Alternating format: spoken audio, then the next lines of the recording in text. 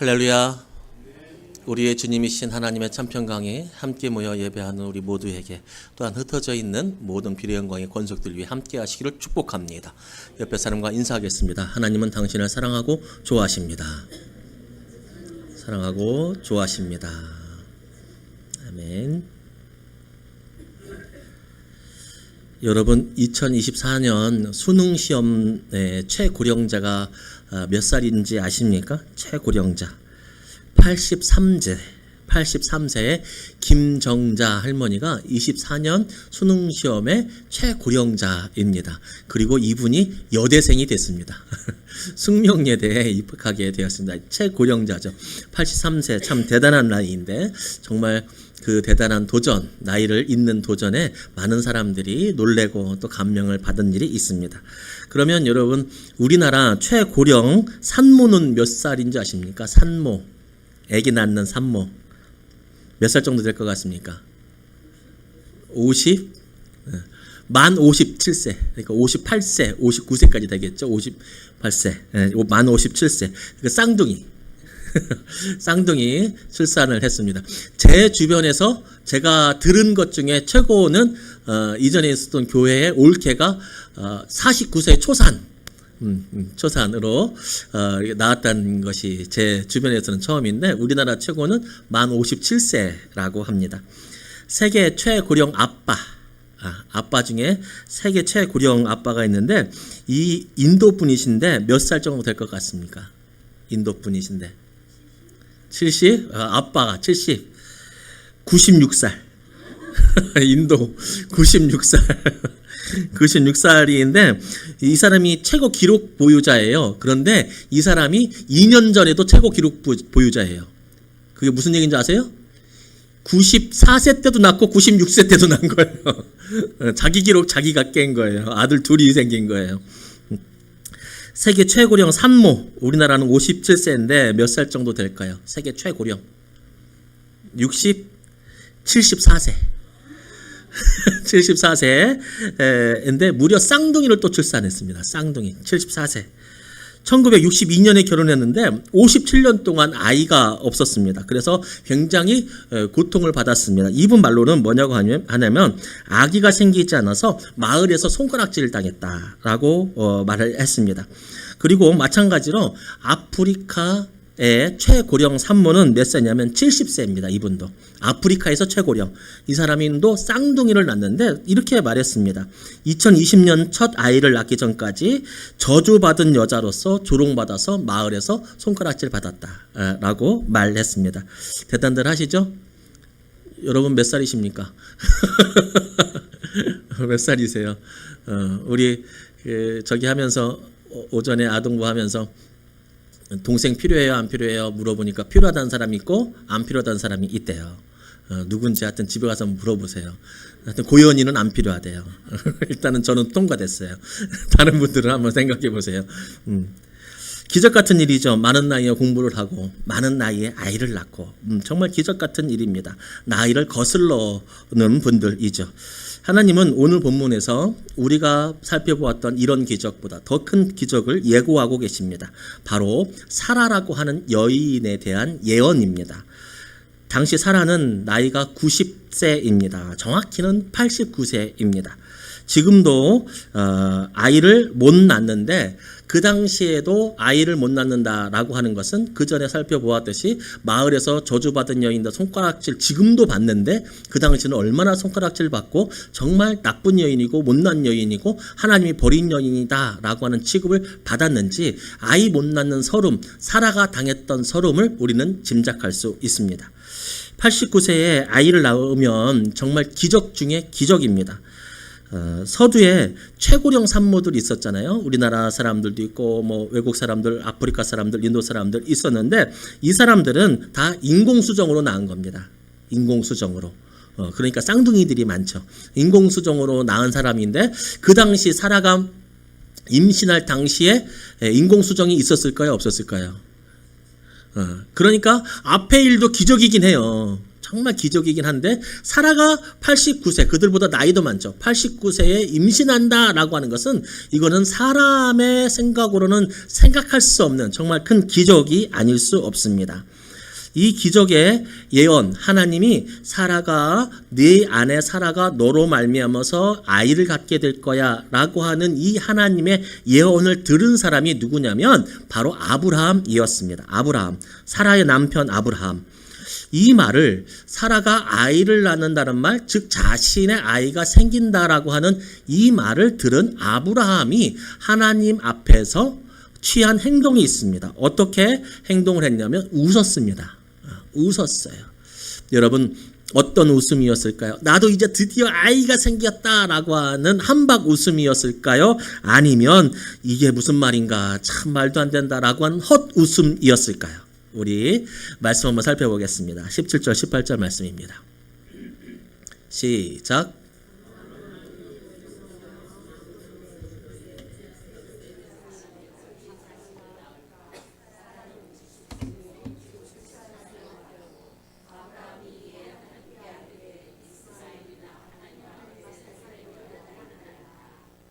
아멘.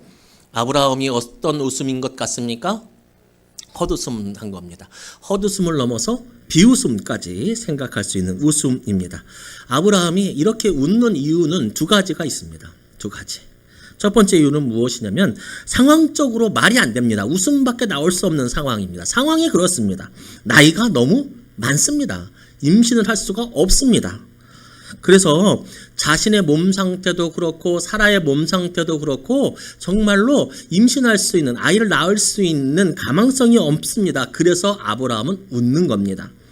성경에서 아브라함을 뭐라고 표현하냐면 믿음의 시작이라고 표현하고 있습니다. 그리고 우리도 아브라함을 믿음의 조상이라고 표현하고 있습니다. 여기서 말하는 믿음의 조상은 아브라함으로부터 시작해서 믿음의 민족인 이스라엘이 나왔다는 것도 맞지만 지금 우리가 가진 이 믿음의 시작점도 바로 누구로부터 시작됐다는 겁니까? 아브라함으로부터 시작됐다는 것입니다. 그리고 성경에서 믿음하면 정말 빼놓을 수 없는 것이 바로 이 아브라함입니다. 믿음의 진짜 조상이기도 하지만 정말 믿음을 가지고 있는 사람 중에 으뜸이라고 해도 손색이 없는 사람이 바로 이 아브라함입니다. 그런데 이 아브라함이 하나님이 직접 하신 말씀, 여기서 누구한테 들은 말씀 아니죠? 누구랑 독대하고 있어요 지금? 하나님하고 아브라함하고 독대하고 있는데 하나님께서 직접 하신 말씀을 지금 믿지 못하고 있는 것입니다.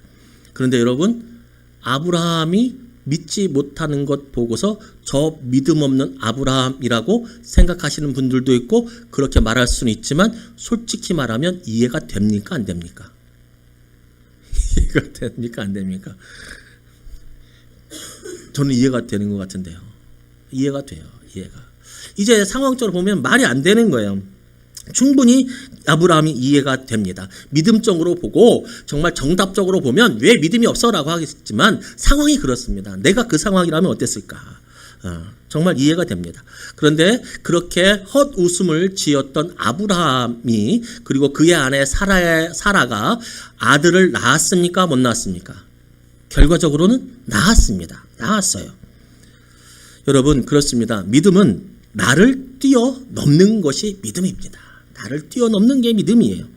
하나님을 믿는다는 것은 내 생각, 내 경험 안에서 믿는 것이 아닙니다.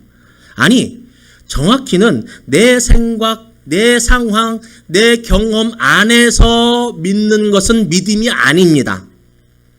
정확히 기억하셔야 돼요. 믿음은 내 안에 머물러 있는 것은 믿음이 아니라 내 밖에 있는 하나님을 받아들이는 게 믿음입니다. 상황을 믿는 것이 아니라 상황 밖에 있는 하나님을 믿는 것이 진정한 믿음이고 그것을 받아들이지 않으면 믿음이 아닌 것입니다. 믿음은 나를 믿는 게 아니라 하나님을 믿는 것입니다.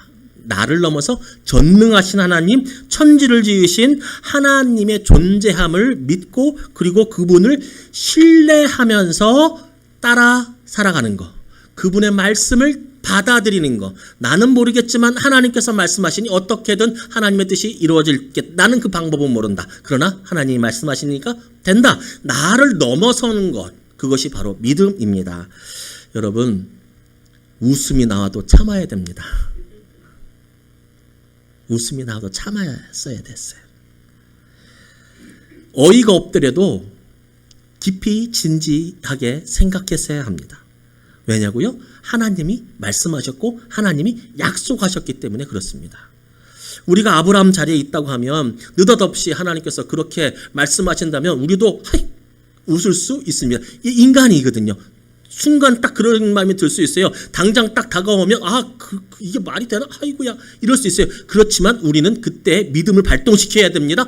내가 웃는 게 이게 웃는 게 아니지 하나님이 약속하셨으니까 이렇게 돌이켜야 됩니다. 처음에는 웃을지 몰라도 처음부터 웃지 않고 받아들이면 최고지만 처음에 웃는 것이 인간이라고 본다면 그 웃음을 돌이켜서 믿음으로 아멘할 수 있는 것이 바로 진정한 믿음이라는 것입니다.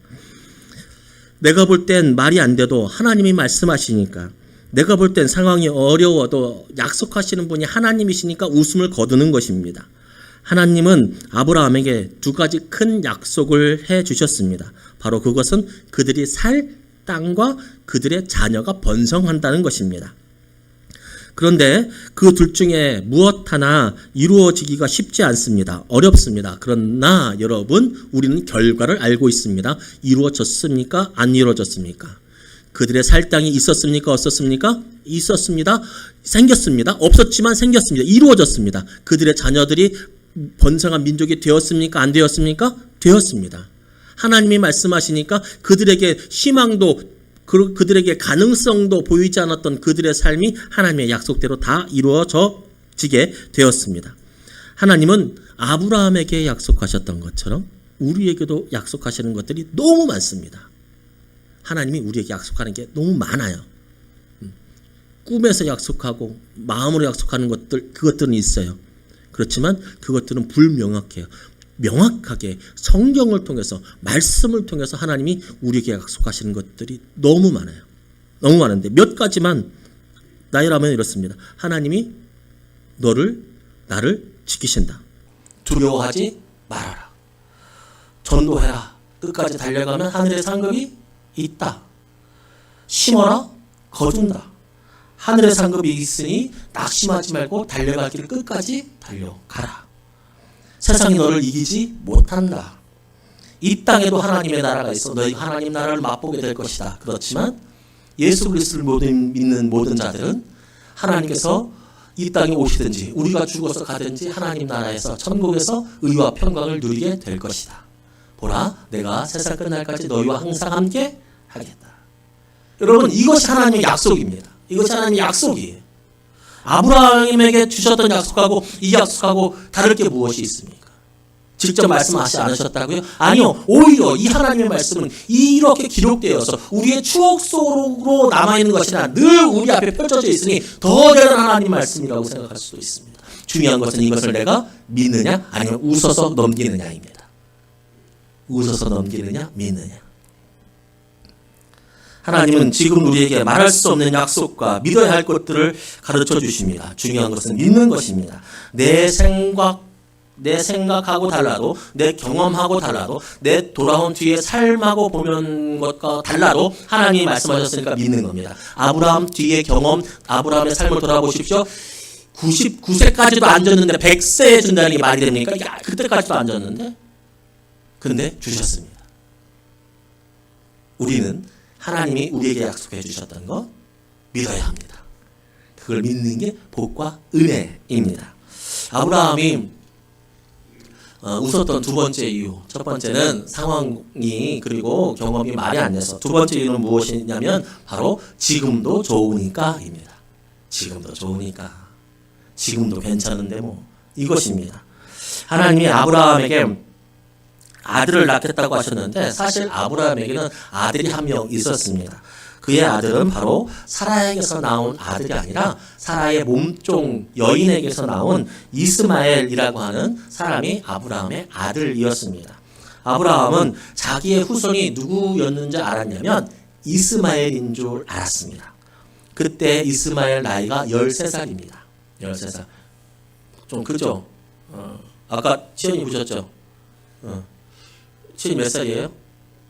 14살이요? 작년 치현이 생각하면 됩니다. 어느 정도 꽤 컸잖아요. 그죠? 말기 하나 듣고 혼자 버스도 타죠. 할렐루야. 아, 나는 언제 버스 태우구나. 버스도 타고 혼자 교회도 오고 그 정도 컸단 말이에요. 그 정도 컸단 말이에요. 그때까지도 얘가 이렇게 클 때까지도 다른 아이가 생기지 않으니까 당연히 누가 자기의 이제 후손이 될 줄 알아요. 이스마엘이 자기의 장자로서 권리를 누리고 역할을 할 줄 그렇게 생각하는 거예요. 그때까지 아무도 없었으니까. 그래서 아브라함은 지금 이 생활에 적응이 된 겁니다. 지금 뭐 한 거예요? 괜찮은 거예요. 이스마엘을 키우면서 장남으로 생각하면서 가문이 안정되게 되었죠. 굳이 새로운 변화가 필요가 없습니다.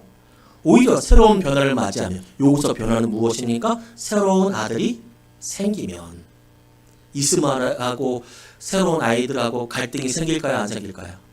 생기죠. 실제로 생겼어요? 안 생겼어요? 생겼어요.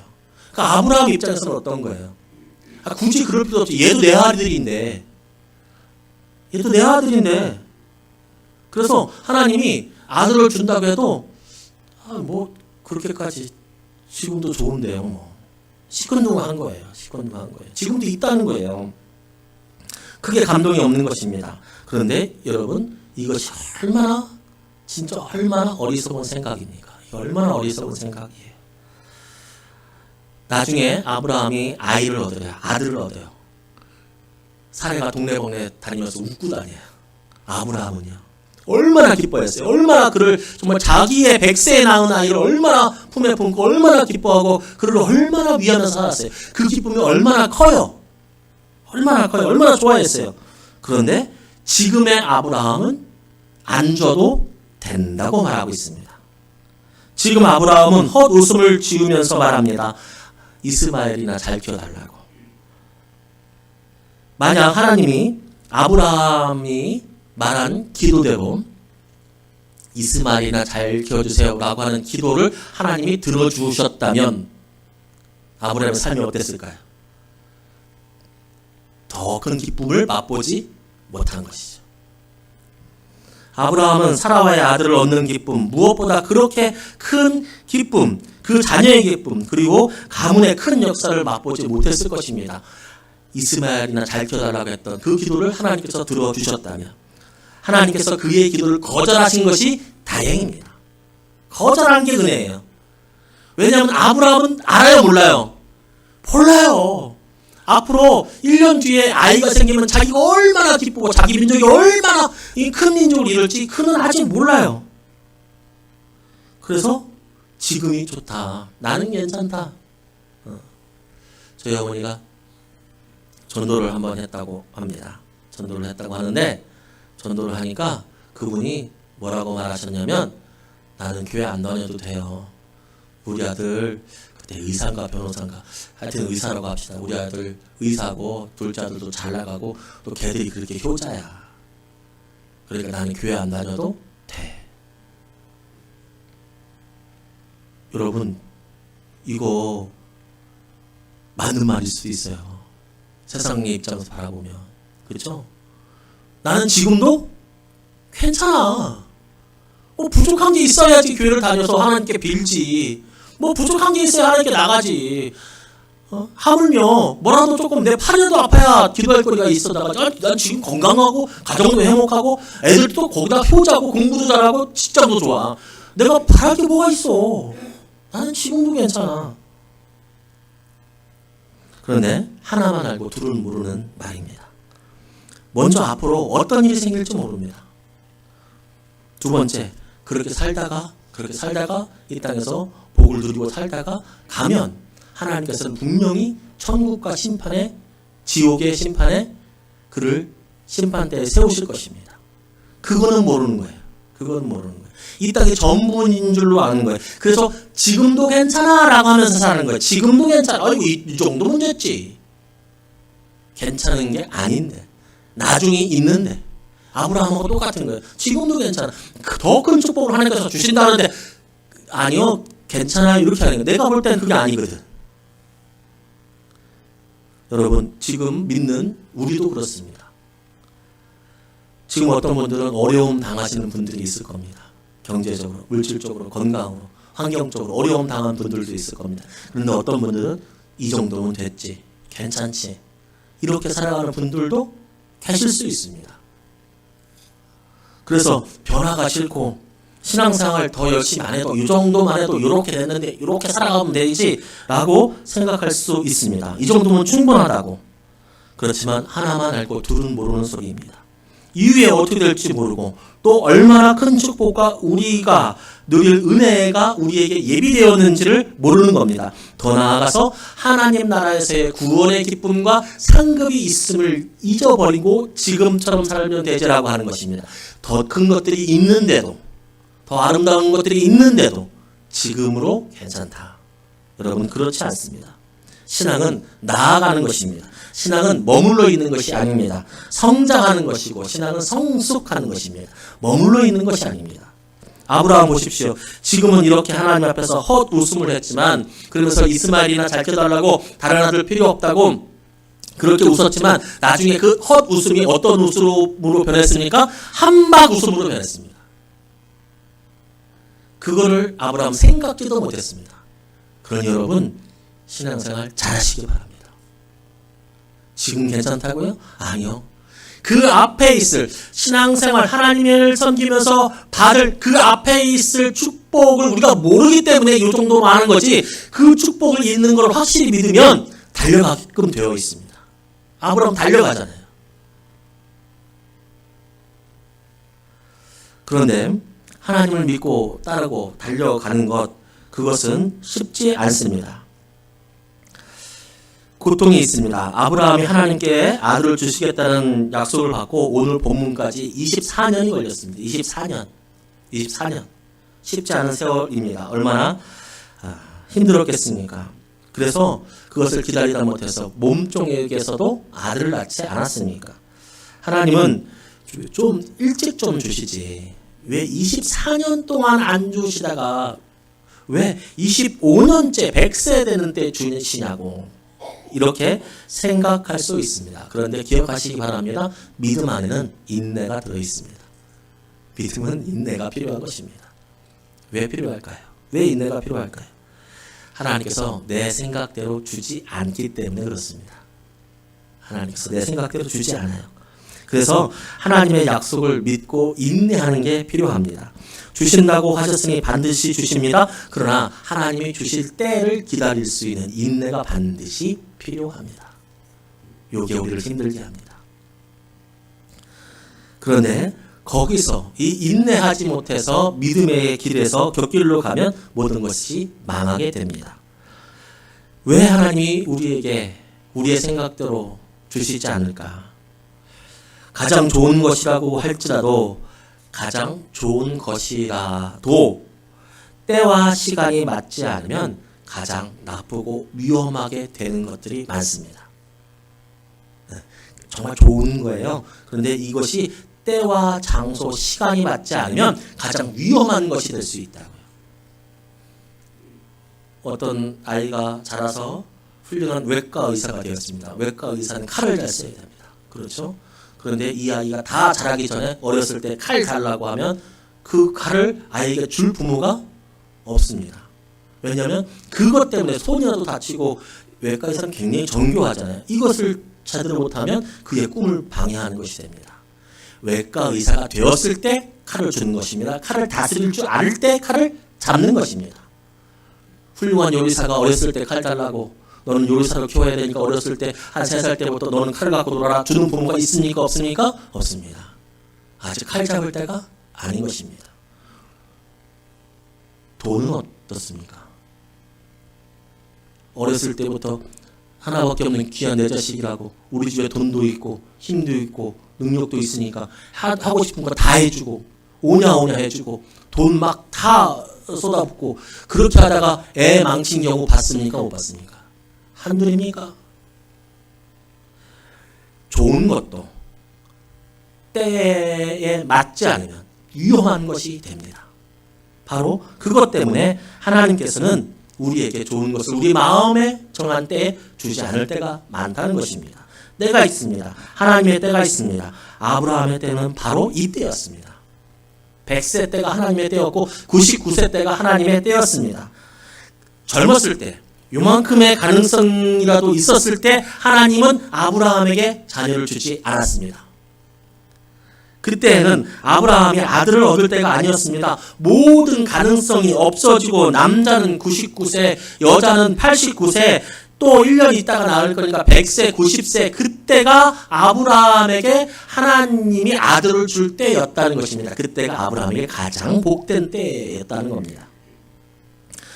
그래서 이 사건으로 말미암아서 아브라함의 자녀들, 이스라엘 백성들은 하나님의 전능성을 깨닫게 되었습니다. 우리는 그렇게 태어난 민족이야 라고 하는 거. 우리는 그냥 이루어진 민족이 아니라 하나님께서 주권적으로 100세 되는 사람에게 기적적으로 낳게 해주셔서 태어난 민족이야 라고 하는 자부심을 주었고 하나님을 알게 하는 지혜를 주셨습니다. 그리고 그것으로 말미암아서 지금 우리도 그걸 다시 한번 상고합니다.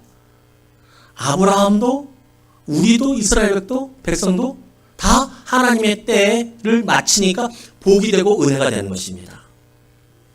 아브라함은 어떻겠어요, 여러분? 여러분에게 그런 기적을 여러분 주시면 어떻겠습니까? 너무 놀랍지 않습니까? 하나님을 더욱더 신뢰하지 않겠습니까? 그러면서 아브라함은 신앙이 자라갑니다. 하나님이 말씀하시니까 웃었잖아요. 나중에 어디까지 자라가는 줄 아세요? 그 생떼 같은 자식, 그 진짜 눈에 넣어도 안 아플 자식을 하나님께 바칠 정도로 아브라함의 신앙이 자라갔어요. 계속적으로 하나님이 이 아브라함의 신앙과 삶을 개입하시는 거예요. 하나님의 때에 따라서. 100세에 얻었으니, 이 기적을 체험했으니 신앙이 깊어지는 거예요. 그런데 여러분 반드시 기억하시기 바랍니다. 반드시 기억할 것이 있습니다. 그것은 뭐냐면 하나님, 아니 우리도 인내하고 기다리고 마음 졸이지만 하나님도 인내하십니다. 이게 무슨 말씀인지 아세요? 우리도 갑갑해서 막 왜 이 아브라함 얼마나 갑갑했었겠어요. 몇십 년을. 왜 안 주실까? 왜 안 주실까? 주신다고 하긴 했는데 이렇게 인내하고 기다리고 조급해하고 하지만 이 믿음에는 인내도 필요하지만 하나님도 인내하고 계시다는 것을 우리는 기억해야 합니다. 어린아이가 우리한테 와가지고 아빠 이거 주세요, 이거 주세요. 나 정말 갖고 싶어요. 정말 하고 싶어요. 하면 우리도 마음속으로 어떻게 해요? 이거를 주고 싶어요. 주고 싶죠. 애가 맨날 징징거리고 울고 힘들어하고 와 고생하고 막 이러고 있는데 마음에 기쁨이 없고 막 이러고 있는데 내가 그걸 줄 수 있는 능력이 있는데 안 주는 게 힘들어요? 제가 힘들어요? 내가 힘들어요?